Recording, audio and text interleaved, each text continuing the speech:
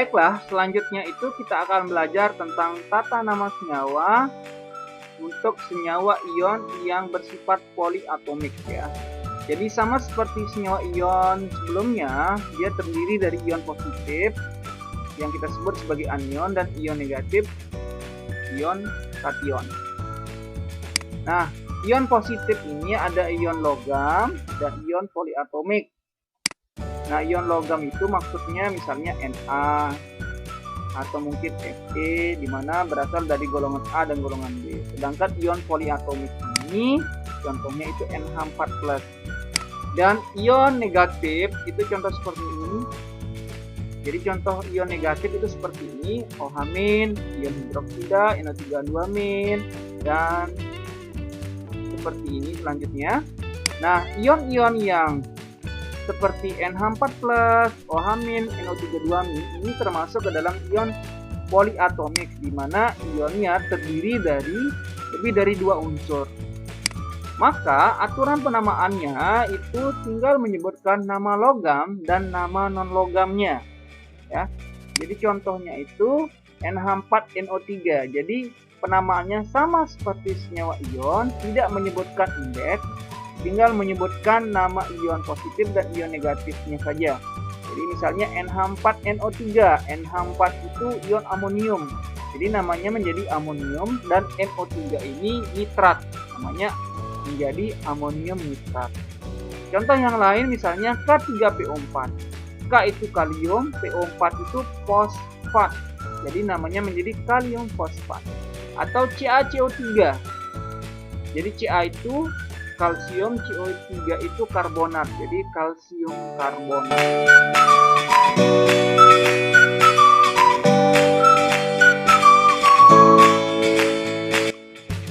Jadi berikutnya kita akan belajar tentang tata nama senyawa asam.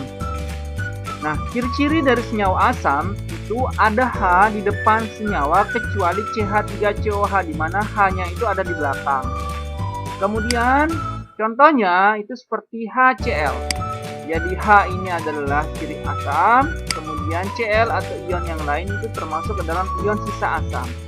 Untuk aturannya sendiri mengikuti aturan asam ditambahkan nama ion sisa asam.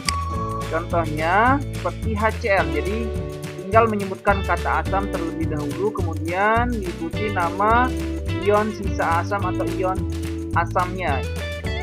Jadi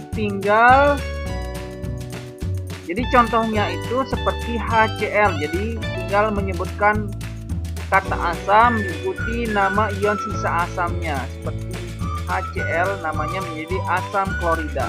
Kemudian HNO3 ada H, berarti dia itu termasuk ke dalam senyawa asam. Maka tinggal kita sebutkan nama asam. Kemudian NO3 itu nama ion sisa asamnya nitrat. Jadi tinggal menyebutkan asam nitrat ya. Kemudian berikutnya itu untuk tata nama senyawa basa. Ciri-ciri dari senyawa basa itu ada OH di belakang senyawa. Jadi seperti NaOH ya. Jadi Na ini adalah ion kationnya atau ion positifnya. OH ini adalah hidroksida. Sehingga aturan penamaannya mengikuti aturan nama kation. Jadi nama kationnya disebut dulu, kemudian diikuti kata hidroksida.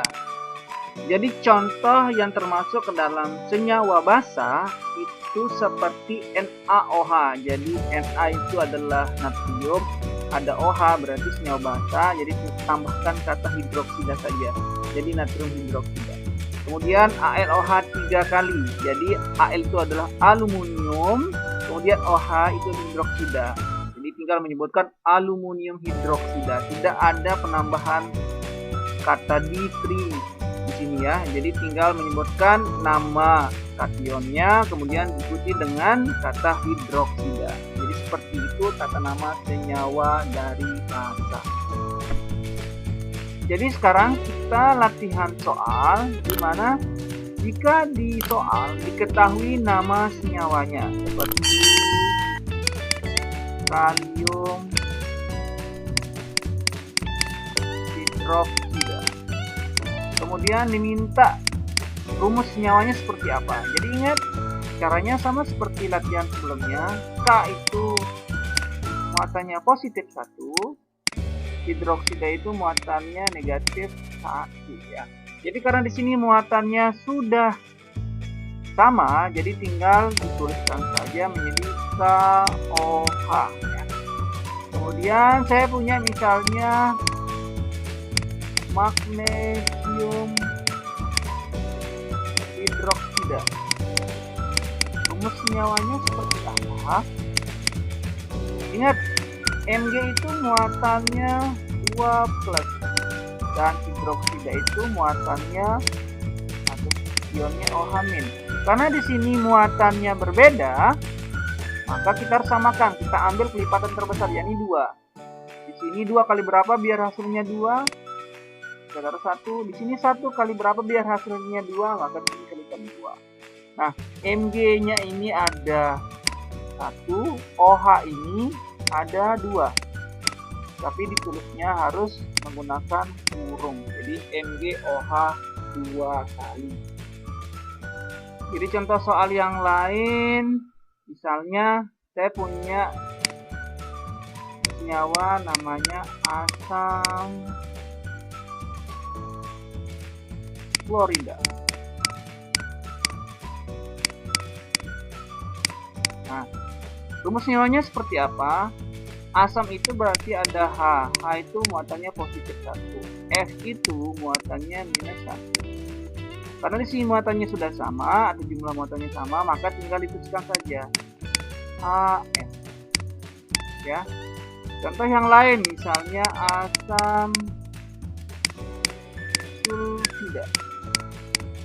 Rumus senyawanya seperti apa? Asam itu H+, sulfida itu S2-. Muatannya berbeda, maka kita pakai kelipatan terbesar, yakni 2. Maka 1 dikalikan berapa biar hasilnya 2? Kita taruh 2 di sini. 2 dikali berapa biar hasilnya 2? Maka kita taruh 1 di sini. Sehingga hanya ada 2, S-nya ada 1, H2. Jadi seperti itu. Contoh yang lain, misalnya saya punya asam sulfat. Rumus senyawanya seperti apa? H itu H+, sulfat itu SO4 2-. Nah, di sini muatannya berbeda ya. Jadi di sini kita kalikan 2, di sini kita kalikan 1. Hanya ada 2, maka H2. SO4-nya ada 1, H2 SO4. Jadi seperti itu.